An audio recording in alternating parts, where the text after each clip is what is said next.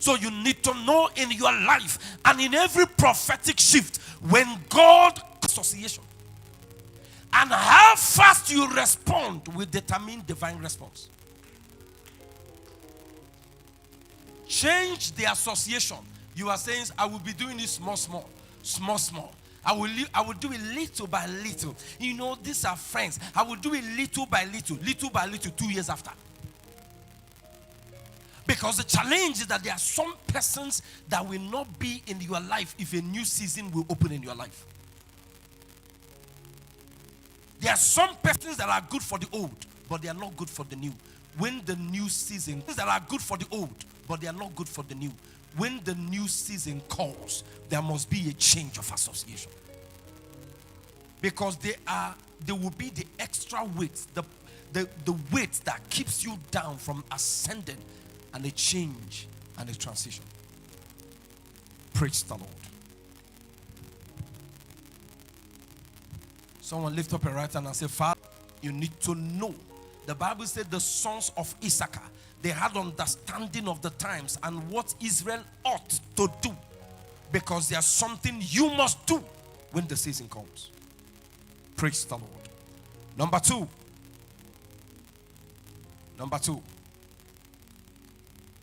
If someone is given to slumber, just able the person. Number two, one of the signs that you are in a prophetic season is the desire to separate yourself. The desire for personal separation. The desire for personal consecration. When that desire rises so strong in your heart, the desire to consecrate, the desire to separate yourself from some things in your space is a sign that you are in a prophetic season. The desire for separation. Proverbs 18 verse 1. King James. Proverbs 18 verse 1. Proverbs 18 verse 1. Let's read together. I want to go.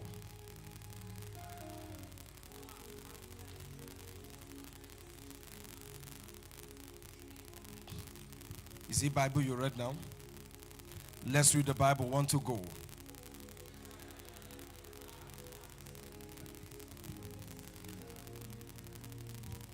He said, through desire a man, a woman. So your desire in a prophetic season is meant to separate you. Because you cannot intermeddle, or you cannot mix, or you cannot come into partnership with the things that will cause an increase in wisdom, an increase in possibilities until there is separation. When the desire is genuine, it's going to drive you. You can imagine the Bible said, and Jesus was led into the wilderness to pray for 40 days and 40 nights to be also tempted by the devil. Because that desire had to separate him. And in that separation, he returned back in the power of the Spirit. Whenever there is a separation, he that began the separation is not he that ends the separation. Something happens to you in the midst of the separation. The spirits that trigger the desire most times meet with you at the end of the separation. So you need to know when there is a desire to fast and pray, it is not normal. It's God calling. And it's calling because a prophetic shift, a new season is at hand. When there is a desire to separate yourself from the crowd, when there is a desire to stay home, you just woke up and something on the inside said, don't go out today. Stay back. Write. Stay back. Think. Stay back. Pray in the Spirit and meditate. What they are trying to signal is that heaven wants to get your attention. And sometimes you can wake up, it looks like your body is not in partnership with you that day. No, don't misunderstand me, because somebody can now wake up now tomorrow and say, hey, my pastor said it. My body is not in partnership with me today. Let me lazy around the while. That's not what I'm talking about. Where you wake up, you are prepared for the day. You are geared up. You have plans of what to do. But you just notice that there's both in your spirit and in your body that they are not in line with what you have planned to do that day. What is a sign? Sometimes, as such a sign, you can call in sick in the office because there are things to deal with. Praise the Lord. Make sure it's not laziness that is doing that one. So that I don't wake up now and say, I don't feel like, man of God just understood. He just understood me in this season. I don't feel like seeing the sun. I don't feel like seeing any human being. Let me just be on my own and just be on my own. No, we're not talking about being on your own and being on your own. We're talking about if you are separating from man, you are separating onto a spirit. You are separating onto a higher force. You are separating onto something heavy that is calling for your attention. When those seasons come, it's a sign that a prophetic shift, transition is around the corner. Number 3.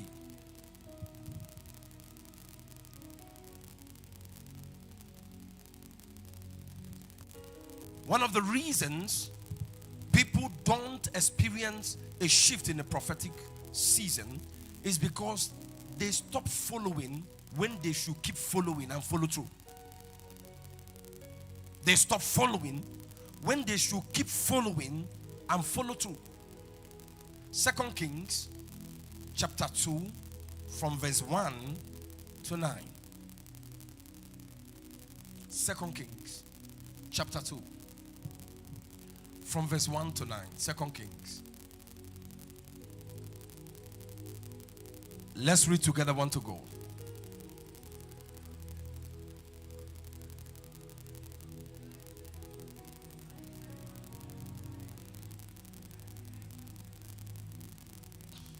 Let's read the Bible now. One to go.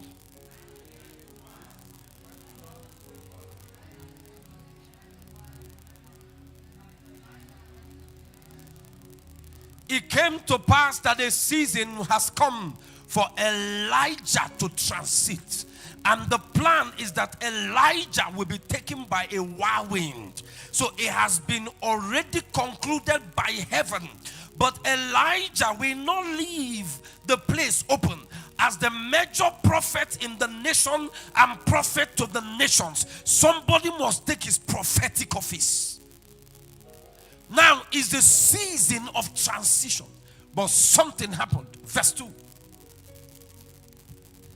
They began the journey from Gilgal. But now watch. Let's read together. I want to go.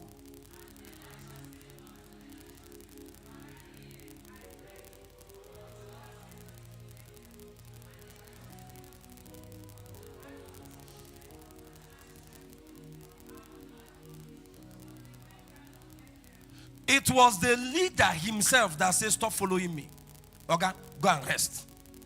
Find something to do with your life. Let me move on to the journey. And the man said, as long as the Lord lives, I don't leave you. I already have an understanding of what is about to happen. This mantle where you carry, you know they go anywhere with it. I must collect it. Verse 3. Verse 3. Let's read together. I want to go.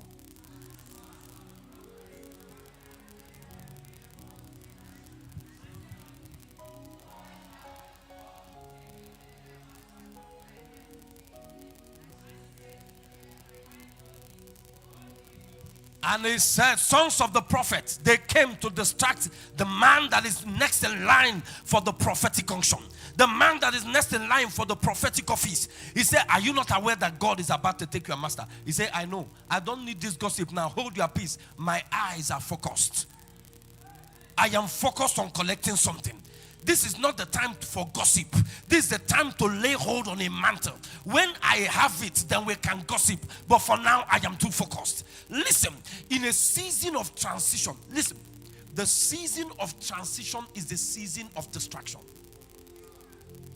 the season of transition is the season of distraction. The enemy will stir up all manner of distractions. From fellow believers, will be distracted. Even in church, you'll be distracted. In your department, you'll be distracted. And sometimes it might be a season where rebuke is coming from pastor. And the rebuke is coming and things are happening, but you need to understand when such things begin to happen, because it doesn't happen every day. If it begins to happen, the sign a new season is here, but distractions are there, because the enemy uses distraction to break your focus. The enemy uses distractions to break your focus, and if you break your focus, it will distract you from laying hold on the mantle, from laying hold on the unction, from laying hold on what God designed for you in the season.